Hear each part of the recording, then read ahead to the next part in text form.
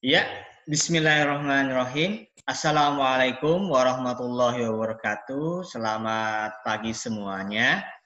Terima kasih sudah mengklik video ini. Jangan lupa di like, di subscribe, dan di share agar channel ini berkembang. Baiklah, pertemuan pada kali ini kita akan membahas materi tentang organisasi-organisasi regional dan global.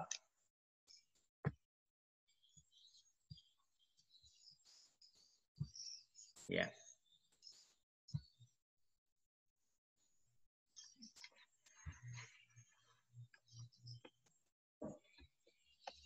Ya. Oke. Yang pertama kita akan membahas Pakta Warsawa. Apa itu Pakta Warsawa? Pakta Warsawa adalah sebuah fakta pertahanan atau aliansi militer gitu ya dari negara-negara blok timur yang dirancang oleh Nikita Khrushchev pada tahun 1955 dan ditandatangani di Warsawa pada tanggal 14 Mei 1955. Anggota Pakta Warsawa itu antara lain ada 8 negara, yakni Uni Soviet, Bulgaria, Rumania, Jerman Timur, Hungaria, Polandia, dan Cekoslovakia. Nah, apa latar belakang pembentukan Pakta Warsawa? Ya, nah, ini jelas masih ingat di video saya sebelumnya. Ini antara persaingan blok Barat dengan blok Timur. Nah, di blok Barat itu mereka membuat aliansi militer yang bernama NATO, ya. Nah, bergabungnya Jerman Barat ke dalam NATO pada tahun 1955 berdasarkan Fakta Paris tahun 1954 dan keinginan Uni Soviet untuk mempertahankan kendali atas kekuatan-kekuatan militer di Eropa Tengah dan Eropa Timur. Ya, ini latar belakangnya. Kemudian tujuannya mengorganisasi diri terhadap potensi ancaman dari aliansi militer blok Barat, yakni NATO. Jadi potensi NATO ini untuk memperluas wilayahnya di wilayah Eropa ini harus dibendung. Akhirnya blok Timur membuat Pakta Warsawa. Jadi Pakta Warsawa blok Timur, NATO blok Barat sebagai pesaing ya, penanding. Nah, seperti itu. Ya, karena NATO ini dari blok Barat sudah lebih dulu terbentuk tahun 1949. Seperti itu ya. Nah, adapun Pakta Warsawa strateginya ya. Ini secara ideologis Uni Soviet merebut hak untuk mendefinisikan sosialisme ya dan komunisme dan bertindak sebagai pemimpin gerakan sosialis global. Secara geostrategis, Uni Soviet termotivasi untuk mencegah wilayahnya diinvasi atau dimasuki oleh kekuatan Eropa Barat seperti yang dilakukan oleh Nazi Jerman pada tahun 1941. Jadi intinya ya Blok Timur itu takut kalau Eropa sepenuhnya dikuasai oleh Blok Barat dengan NATO-nya Blok Barat ya. Namun ternyata Pakta Warsawa ini runtuh. Mengapa Pakta Warsawa bisa runtuh? Ini banyak sekali ya. Saya hanya bacakan beberapa ya. Ya, yang pertama dukungan rakyat di tiap-tiap negara anggotanya kecil sekali. Kemudian adanya orang-orang yang bukan non komunis itu berkuasa di negara-negara Uni Soviet. Ya, ini yang membuat Pakta Warsawa semakin melemah. Ya.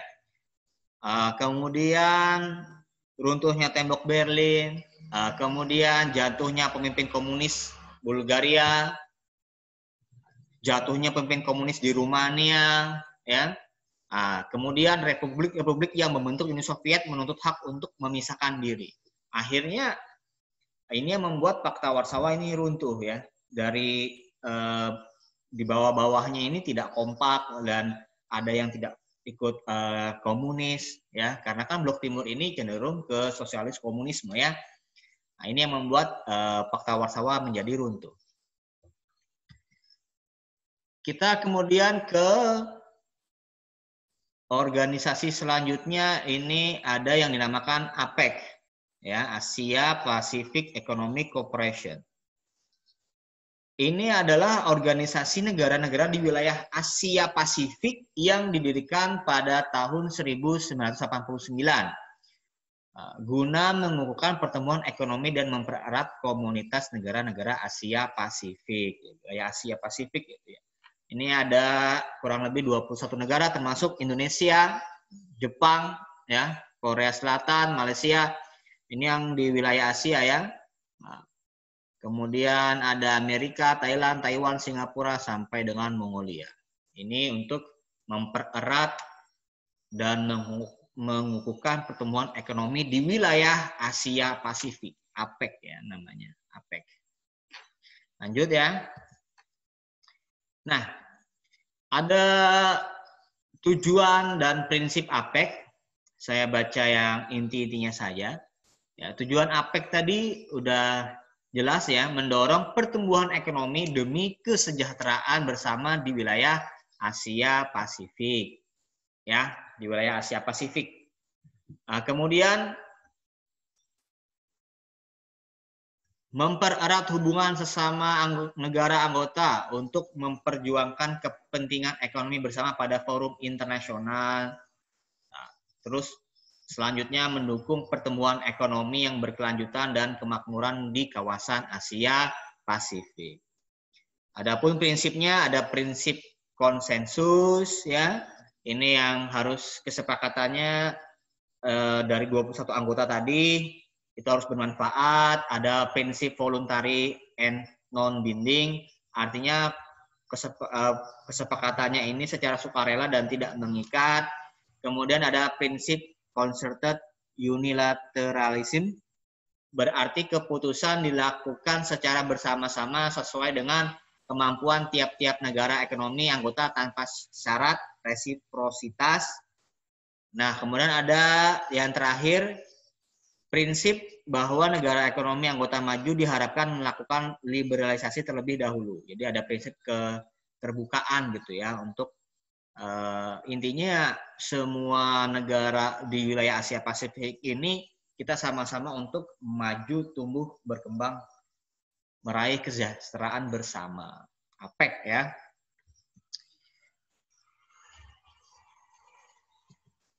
Nah, kemudian ada MEE ya. MEE ini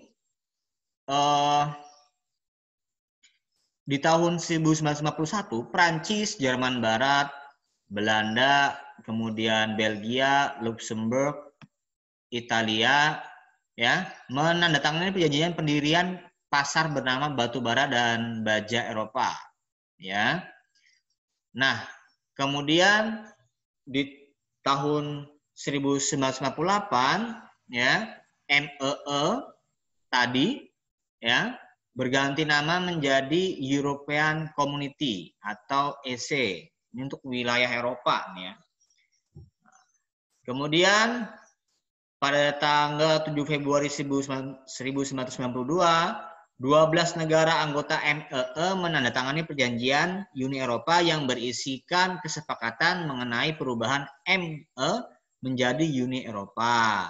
Nah, naskah perjanjian ini disebut dengan Perjanjian Penyatuan Eropa. Jadi di Eropa sendiri pun mereka membangun MEE. Ya. Ini tadi bendera Uni Eropa. MEE ini ya tujuannya udah jelas ya, mewujudkan kesatuan atau integrasi Eropa dengan cara menjalin kerjasama ekonomi, memperbaiki taraf hidup, dan memperluas lapangan kerja, memajukan perdagangan dan menjamin adanya persaingan bebas, menghapus semua rintangan yang menghambat perdagangan internasional, kemudian memperluas hubungan dengan negara-negara selain anggota MEE. Ini untuk wilayah Eropa. Tadi ada APEC ya, Asia Pasifik. Kemudian ada lagi yang namanya NAFTA. Ini NAFTA Ini di wilayah atau North American Free Trade Agreement, ya, perjanjian perdagangan bebas Amerika Utara. Nah, itu ya. Jadi ini NAFTA ini perjanjian perdagangan bebas di wilayah Amerika Utara. Ya. Ini tujuannya untuk perdagangan bebas ya di wilayah Amerika Utara. Ya. NAFTA bermarkas di Washington DC, Ottawa, dan Mexico City, dan sebagai zona wilayah perdagangan bebas terbesar kedua sedunia setelah European Economic Area dengan konsumen sebanyak 365 juta jiwa di ketiga negara tersebut. Nah, itu ya. NAFTA ini di wilayah Amerika Utara. Nah, ini ada tujuan NAFTA dan eksistensinya. Saya sebutkan yang inti-intinya saja. Tujuan NAFTA itu jelas ya, untuk meningkatkan pertumbuhan ekonomi dan kesempatan kerja, ya, menciptakan iklim untuk mendorong persaingan yang adil. Ini tentunya di wilayah Amerika Utara ya. Kemudian menciptakan prosedur yang efektif. Ya. Namun keberadaan atau eksistensi NAFTA ini ada dinamikanya ya. Yang pertama, adanya perjanjian Kanada Meksiko menghilangkan hampir semua tarif baik secara langsung atau selama 5 sampai dengan 15 tahun. Tarif kedua negara tersebut berdampak pada perdagangan susu ayam, telur, dan gula. Nah, ini ada antara Kanada dan Meksiko ini melakukan perjanjian ini ya, apa namanya, tarif perdagangan gini ya. Nah, ini juga ada dampaknya nih dari perdagangan susu, ayam, telur, dan gula ya. Kemudian ada serangan terorisme ya. Ini di 9 September 2001 yang mengalihkan perhatian 3 negara dari bidang ekonomi menjadi kerjasama pada bidang militer dan keamanan. Seperti itu ya, NAFTA. Kita lanjut. Nah, ini ada lagi yang dinamakan CAFTA DR. Ini Central America Free Trade Agreement Dominican Republic. Ini perjanjian perdagangan bebas Amerika Tengah Republik Dominika, atau perjanjian perdagangan bebas Amerika Tengah sampai dengan Republik Dominika yang disetujui antara tahun 2003 dan 2004. Ini ada lagi di Amerika bagian tengah ya. Ya. Nah, ini tujuannya mewujudkan perdagangan bebas di antara sesama negara anggotanya, ya. Kemudian Amerika Serikat tidak boleh mengurangi kuota impor dari negara-negara yang membebaskan tarif terhadap 80% produk ekspornya. Nah, seperti itu ya. Masuknya Republik Dominika ini sebagai anggota membuat CAFTA merupakan pasar ekspor kedua terbesar bagi Amerika Serikat di Amerika Latin selain Meksiko, selain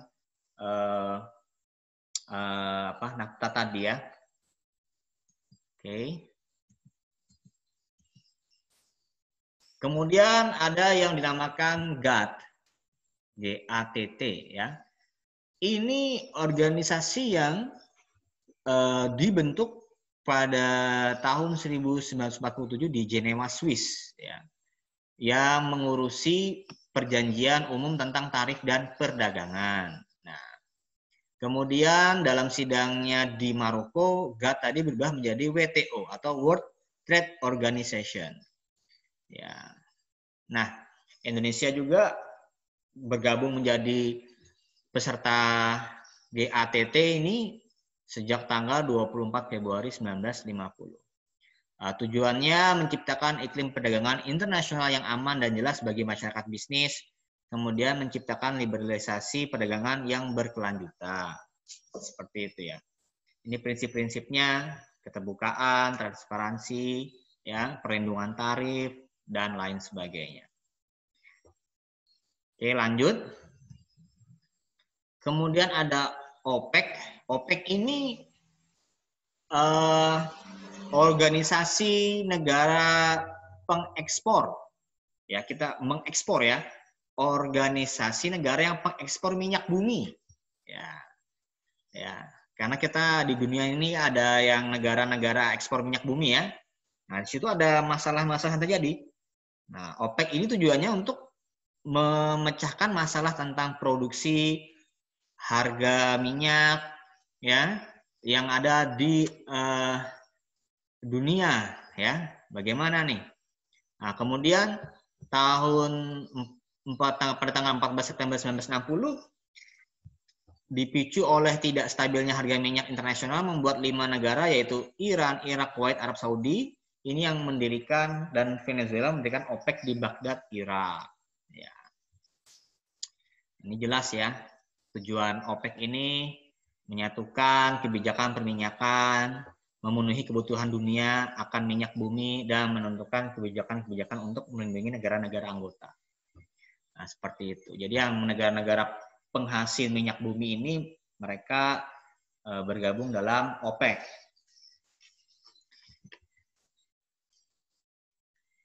Ya, Indonesia sendiri keluar dari OPEC pada tahun 2008. Ya, karena Indonesia berubah menjadi negara importir. Ya. Kemudian keeksistensi di bidang ekonomi, OPEC ini menjaga stabilitas pasar minyak internasional. Ya, kemudian di bidang politik,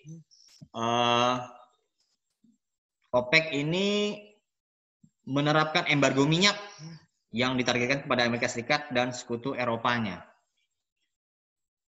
Seperti itu ya. Oke, OPEC. Kemudian ada WTO. Nah, WTO ini World Trade Organization ya.